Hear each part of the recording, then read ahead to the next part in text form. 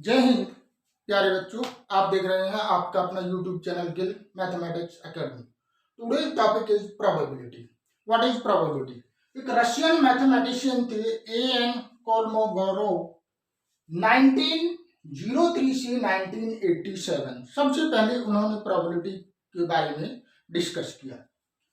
ये रशिया के थे, तो इन्होंने प्रोबेबिलिटी क्या होती है और ए बुक ऑफ चांस के बारे में भी लिखा। क्या होता है probability? It may be rain, बारिश हो सकती है। India won the toss, India toss match जीत सकती है। जहां पर किसी भी कंडीशन की होने की चांस हो, प्रोबेबल हो, मे हो या मे नॉट हो, तो वहां पर हम कहते हैं कि वो प्रोबेबिलिटी है। जैसे आज बारिश हो सकती है, होना ना होना अलग मैटर है, बट बारिश हो सकती है। जो भी हमारे माइंड में थिंकिंग आती है, that is the probability.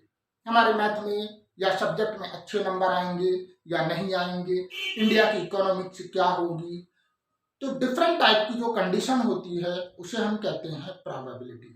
Probability दो तरीके की होती है। जो भी माइंड में हमारे जो भी थिंकिंग आती है उसे दो स्टेप होते हैं, या तो यस या नो। नो का मतलब नेगेटिव नहीं है, दो पहलू हैं हमारे, हाँ या ना। या तो बारिश होगी या नहीं होगी, या तो 90% नंबर आएंगे या नहीं आएंगे। तो जो नहीं आना है वो नेगेटिव नहीं है, वो उस स्टेप का एक पहलू है, वो उस इवेंट का एक पहलू है। तो ये है प्रोबेबिलिटी, बहुत इंपॉर्टेंट पोर्शन है। और प्रोबेबिलिटी अगर ना होती तो शायद बहुत सारी चीजें के बारे में हम आगे डिस्कस नहीं कर पाते। तो नाउ सबसे पहले हम बात करते हैं प्रोबेबिलिटी में एक्सपेरिमेंट। एक्सपेरिमेंट क्या होता है? कोई भी ऑपरेशन जो भी ऑपरेट करते हैं वो आपका एक्सपेरिमेंट होता है। जैसे हमने कॉइन को टॉस किया, डाई को थ्रो किया, प्लेइंग कार्ड, और एक बॉक्स के अंदर बहुत सारी बॉल रखी है, बॉल को निकालना। तो इस तरीके के जो भी इवेंट है, जो भी हम एक्सपेरिमेंट करते हैं, जो भी हम ऑपरेशन करते हैं, उसे हम एक्सपेरिमेंट कहते हैं। जैसे हाइड्रोजन और ऑक्सीजन के रिएक्शन कराते हैं, तो दैट इज द एक्सपेरिमेंट। तो एक्सपेरिमेंट दो तरीके का होता है, एक तो होता है रैंडम एक्सपेरिमेंट और एक होता है डिटर्मिनिस्टिक एक्सपेरिमेंट। डिटर्मिनिस्टिक एक्सपेरिमेंट क्या होता है? जिसका रिजल्ट हमें प्रेडिक्टेड यानी कि पहले से ही डिटरमाइन हो। जैसे ट्राइंगल है, ट्राइंगल के तीनों एंगलों का सम 180 डिग्री है। ट्राइंगल के अगर हमने दो एंगल ले लिए तो तीसरा एंगल हम निकाल लेंगे कि तीसरा एंगल क्या होगा, 180 में से घटा देंगे। जैसे हाइड्रोजन और ऑक्सीजन की हम रिएक्शन कराते हैं तो वाटर बनता है एक कंडीशन में। जैसे कार्बन और ऑक्सीजन की रिएक्शन कराएं तो कार्बन डाइऑक्साइड बनती है एक कंडीशन में। तो वो जो एक्सपेरिमेंट है, this is called the deterministic experiment. Random experiment क्या होता है? रैंडम एक्सपेरिमेंट होता है जिसका रिजल्ट हमें पहले से ही मालूम ना हो, जिस हम कंडीशन को बार बार रिपीट करते चले जाएं। जैसे टॉस है, कॉइन है, कॉइन को हम बार बार टॉस कर रहे हैं, पहले हेड आएगा, टेल आएगा, हेड आएगा, टेल आएगा। इस कंडीशन को हम बार बार रिपीट करते चले जाएं तो एक या एक से अधिक रिजल्ट उसमें आएंगे। लेकिन अगर मैं ट्राइंगल चाहे कितना भी बड़ा ट्राइंगल बना लूं तो उसका सम जो है 180 ही आएगा। अगर मैं कॉइन को टॉस करूं तो कॉइन को टॉस करने पर मुझे नहीं पता पहले से कि हेड आएगा ये टेल आएगा। These are the difference of the random experiment and deterministic experiment. Random experiment जब हम किसी एक डेफिनेट कंडीशन में कोई एक्सपेरिमेंट बार बार रिपीट करते चले जाएं और उसका रिजल्ट डिफरेंट आए तो उसे हम कहते हैं रैंडम एक्सपेरिमेंट। जैसे tossing a coin, throwing a dice, ठीक है, playing a card.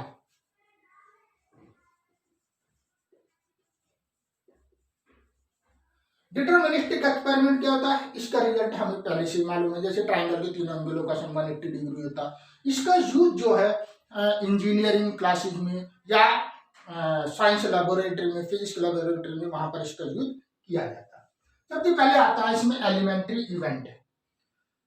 If a random experiment is performed then each of its outcome, जो भी हम रैंडम एक्सपेरिमेंट करते हैं उसका जो ईच आउटकम है उसे हम कहते हैं एलिमेंट्री इवेंट।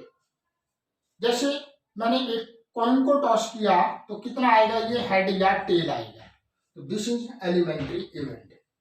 आउटकम, जो भी पॉसिबल रिजल्ट होते हैं रैंडम एक्सपेरिमेंट के, जो भी पॉसिबल रिजल्ट होते हैं उसे हम कहते हैं आउटकम, और उन सबके सेट को हम बोलते हैं सैंपल स्पेस। जैसे एक कॉइन को टॉस किया तो हेड आ गया, टेल आ गया, दो को टॉस किया तो head head head head tail tail head और टेल टेल। इसी तरीके से इवेंट क्या होता है, a subset of a sample space, sample space का जो भी सबसेट होता है उसे हम इवेंट कहते हैं। जैसे इवेंट क्या हो गया, एलिमेंट्री इवेंट क्या हो गया आपका, यहाँ पर हेड आने की, मैंने कहा कि ओनली हेड आने की प्रोबेबिलिटी क्या होती है, please make a note.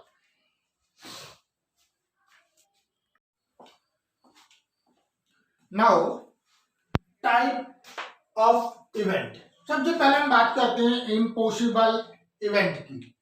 N event which never occur whenever the experiment is performed, जब हम कोई एक्सपेरिमेंट परफॉर्म करते हैं और उस समय जो इवेंट नहीं आती उसे इम्पॉसिबल कहते हैं। जैसे ए डाई को हमने थ्रो किया तो उसका सैंपल स्पेस क्या, 1 2 3 4 5 और 6। मैंने कहा गेटिंग ए नंबर 7 और मोर देन 7, तो 7 है ही नहीं इसके अंदर, इसका मतलब इम्पॉसिबल इवेंट है। और इम्पॉसिबल इवेंट क्या होती है, 0। इम्पॉसिबल इवेंट की वैल्यू हमेशा क्या होती है, 0।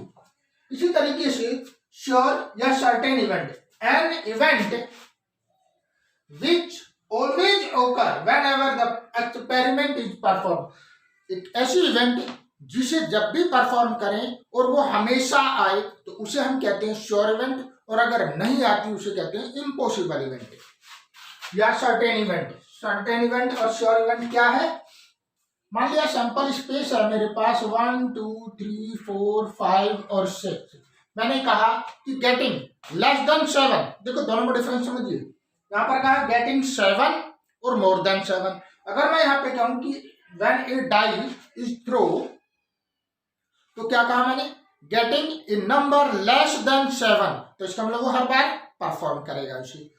तो getting a number less than 7, तो 1 2 3 4 5 6 में से कोई एक नंबर आएगा। इसके बाद बात करते हैं सिंपल इवेंट, एक ऐसा इवेंट जिसमें केवल एंड केवल एक सैंपल पॉइंट हो।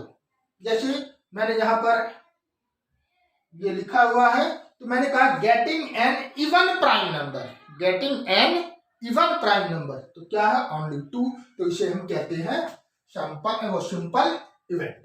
कंपाउंड इवेंट क्या होता है, जिसमें मोर देन 1 सैंपल पॉइंट होता है, जिसमें एक से ज्यादा। जैसे मैं इसी को ही बोल दूं गेटिंग एन प्राइम नंबर, यहां पर मैंने बोला getting an even prime number, getting an even prime number, तो ये क्या हो जाएगा आपका 2। और अगर मैंने यहां पर बोल दिया getting an even prime number, तो वो तो हो गया आपका सिंपल पॉइंट हो गया। अगर मैंने कहा गेटिंग एन इवन नंबर, तो 2 3 5, या इवन नंबर के लिए बात करें तो 2 4 6 हो गया, तो ये हो गया आपका compound event. Equally likely event क्या होता है, given event are said to be equally likely event if none of them is expected to occur in a preference to the other, यदि एक इवेंट दूसरी इवेंट को क्या करे, मतलब इफेक्टेड ना करे।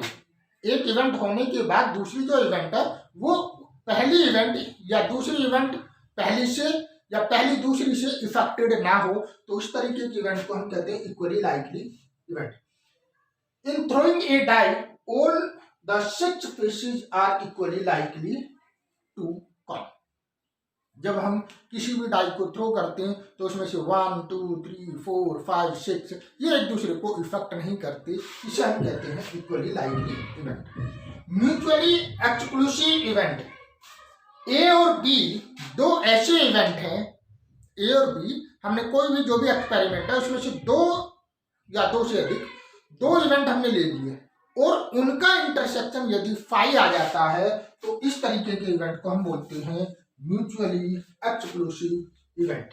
जैसे हमने एक डाई को थ्रो किया, मैंने कहा कि A getting an even number और B getting an odd number, तो इन दोनों का इंटरसेक्शन क्या होगा, 5 होगा।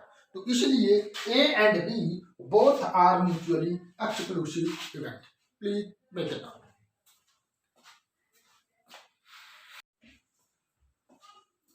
नाउ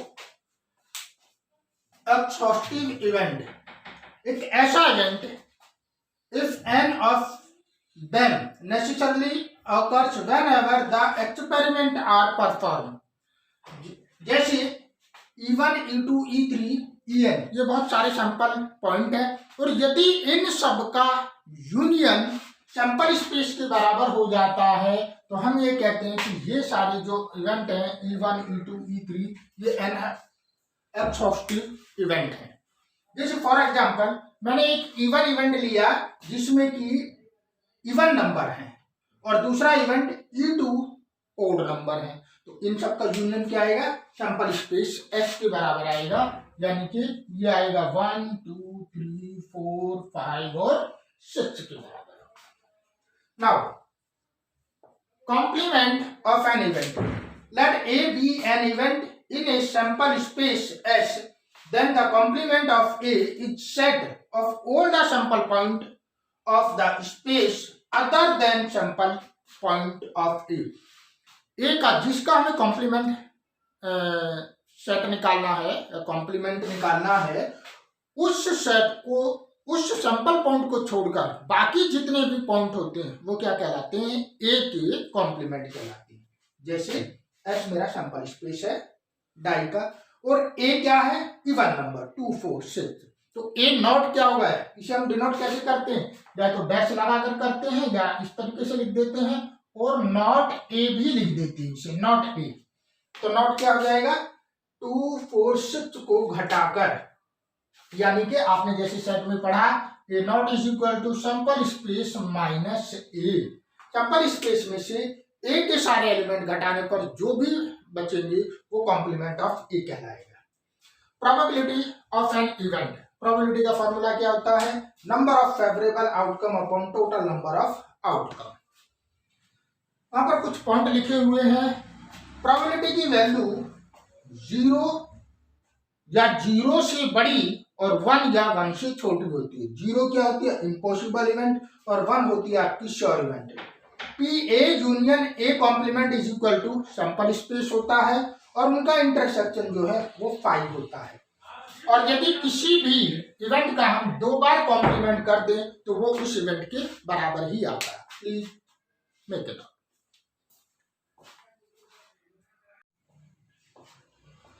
नाउ अब हम बात करते हैं सैंपल स्पेस। सैंपल स्पेस, जब हम एक कॉइन को टॉस करते हैं तो क्या होगा, हेड या टेल, 2 कॉइन को करेंगे head head tail head tail tail head और टेल टेल, 3 कॉइन को टॉस करेंगे तो ये सैंपल स्पेस होगा, head head head head head tail head tail head tail head head और head tail tail tail head tail tail tail tail और tail tail head. एक बार टॉस किया तो टोटल कितने हो जाएंगे, 2 की पावर 1 इज इक्वल टू 2। 2 बार टॉस करेंगे तो 2 की पावर 2 इज इक्वल टू 4। 3 बार 2 की पावर 3 इज इक्वल टू 8। अगर 4 बार करेंगे तो 2 की पावर 4 इज इक्वल टू 16। तो इस तरीके से हम टोटल सैंपल स्पेस निकाल सकते हैं। जब एक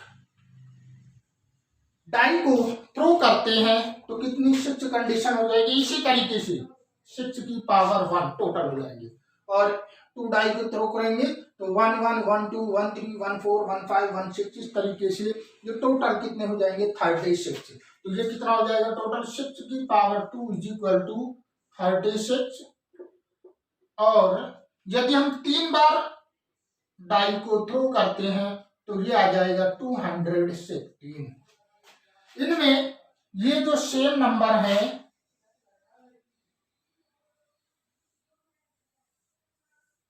these numbers are called doublet।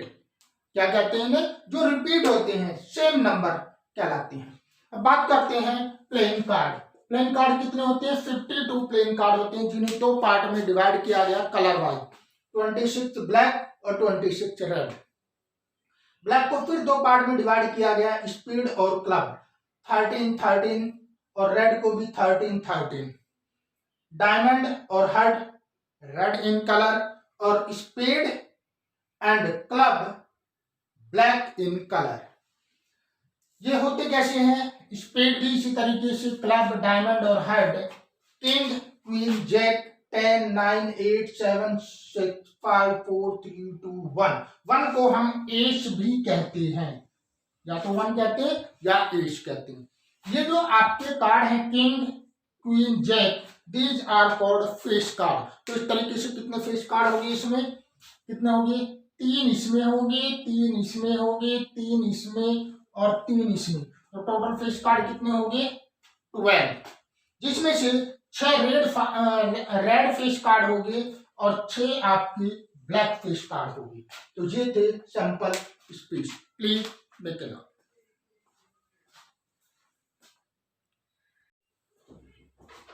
Now, conditional probability। Conditional probability होती क्या है? If A and B are 2 events associated with the same sample space of a random experiment, then the conditional probability of an event A given by B। B event होने के बाद यदि हम ए की probability निकालें, यानी कि एक इवेंट होने के बाद दूसरे की प्रोबेबिलिटी निकालें, that is called conditional probability. P ये क्या है? आपकी गिवन है, और ए क्या है? हमें जो एक्सपेरिमेंट जो इवेंट हमें फाइंड आउट करनी है। तो क्या होगा? A intersection B upon P B, where P B does not equal to P. यदि हमें बी ए के होने के बाद बी की प्रोबेबिलिटी निकालनी है तो P A intersection B upon P A means यहाँ पर बी लिखा तो पी बी, ए लिखा तो P A does not equal to 0। ये कुछ प्रॉपर्टीज हैं। एस अपॉन ए इवेंट होने के बाद टोटल सैंपल स्पेस, या पी ए अपॉन ए किसी भी इवेंट का उसी के रेस्पेक्ट में हमें इवेंट निकालनी है तो वो ए होता है। P A union B oblique C, तो P A upon C plus P B upon C minus P A intersection B upon C. और यदि ये डिसजॉइंट सेट हो ये दोनों, यानी कि A intersection B is equal to 5 हो, तो इसकी जगह हम 0 रख देंगे। ये हो जाएगा P A upon C plus P B upon C. Not की प्रोबेबिलिटी निकालनी है तो 1 minus P A oblique B, यानी कि बी के इवेंट होने के बाद ए की प्रोबेबिलिटी निकालनी पड़े तो हम वहां पर कहते हैं conditional probability. Please make it out.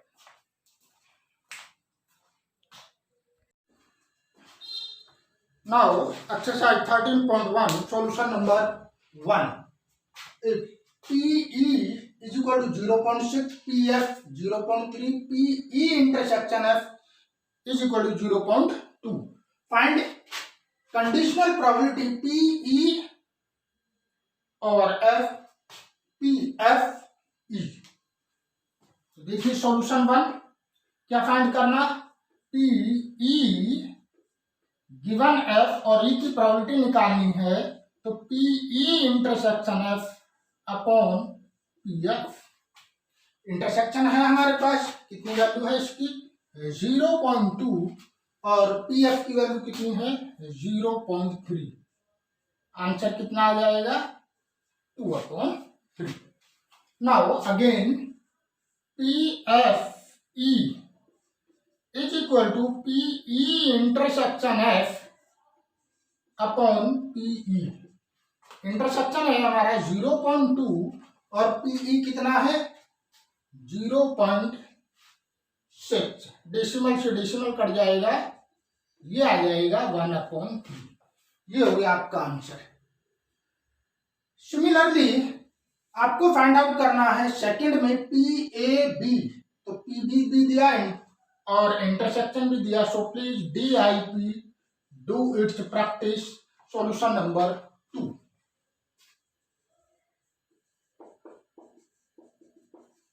Solution number 3। P A given है, पी बी गिवन है, पी बी ए गिवन है। तो हमें सबसे पहले इंटरसेक्शन बताना। देखिए यहाँ पे पी बी ए दिया है, तो क्या होगा इससे is equal to P A intersection B upon P B. P B A की वैल्यू कितनी दी हुई है 0.4। P A intersection B upon P B कितना है हमारा 0.5। तो यहां से कितना हो जाएगा इंटरसेक्शन फर्स्ट पार्ट के लिए। ये फर्स्ट ए इंटरसेक्शन बी, इसकी वैल्यू गिवन है 0.4 और ए इंटरसेक्शन बी की वैल्यू है हमारी, फाइंड आउट करनी है हमें। और पी ए की वैल्यू कितनी है 0.8। तो that means P A intersection B is equal to 0.4 into 0.8 0.32। एक आंसर आपका ये हो गया। सेकंड पॉइंट में P A upon B, P A intersection B upon P B. P A intersection B कितना फाइंड आउट किया हमने और पी बी कितना है 0.50।